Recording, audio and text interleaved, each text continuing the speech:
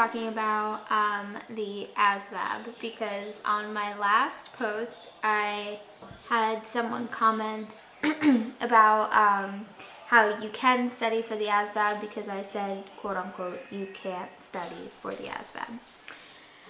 All in all, it is a test, so if you are not a test person, like I am not a test person, it's going to be harder than someone who is relatively like naturally smart.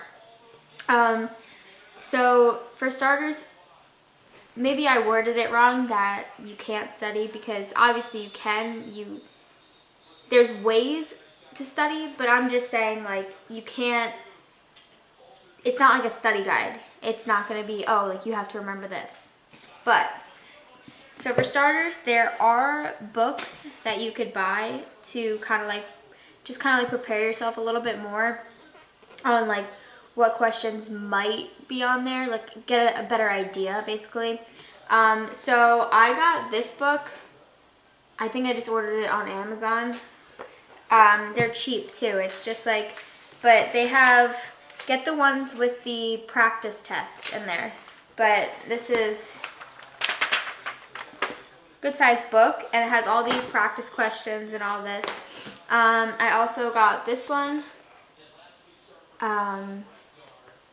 So maybe I did word it wrong saying that you can't study, because you can study really for anything. It's just mainly getting a better idea of what the test is going to be like, rather than knowing the question, studying the answer, and remembering like it.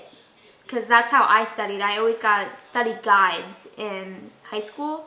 So it wasn't even me learning anything, basically. It was just me memorizing the question and the answer. But for this, you can't. Like, when I say from A to Z, it's honestly, it's mechanical, it's electrical, it's word knowledge, it's math, it's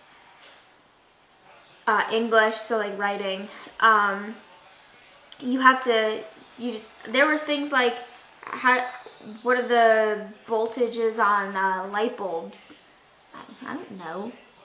So just kind of like questions like that. So just be prepared on that. But I just wanted to come on here and state that you can study. So don't think, oh, well, I'm not going to study now, because you can. It's just basically reading over and getting an idea of what the test is going to be. It's hard, and don't get down on yourself if you think you got a bad score, because really nothing is a bad score if you get above a 36, which I was corrected on my comments. 36 for the Air Force, but all the branches are different, so just look up online what your like minimum score is, but always try to like shoot for higher than that.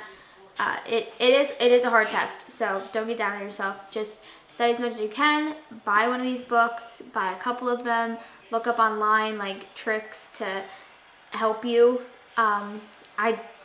I didn't really do much for it. I just read these books over and over again and realized that it was a lot to try and remember and try to learn, when in reality it might not even be anything in these books that you've been looking over for so long. So yeah, so here are the two books again.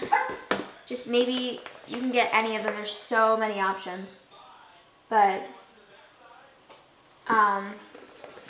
I think they helped a little bit with the word knowledge. Definitely look up the word knowledge, because there's going to be a whole section on there saying, like, it's just basically a word, and then you have to either say what the sentence, like, it goes well in, or the definition, or, yeah, that's it.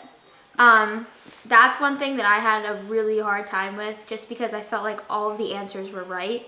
So if you could look up the word knowledge in these books, or any book that you get, that is, I think, the best bet.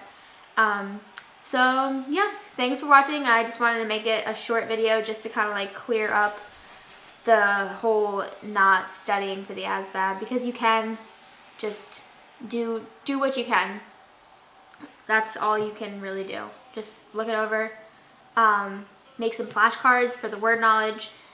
Look up the mechanical, the electrical, because if you're like me and a lot of other girls, you have no idea anything about that kind of stuff.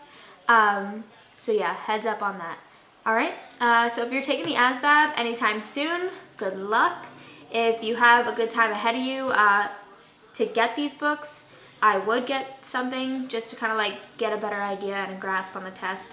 But yeah, so thanks for watching and good luck if you are taking it soon.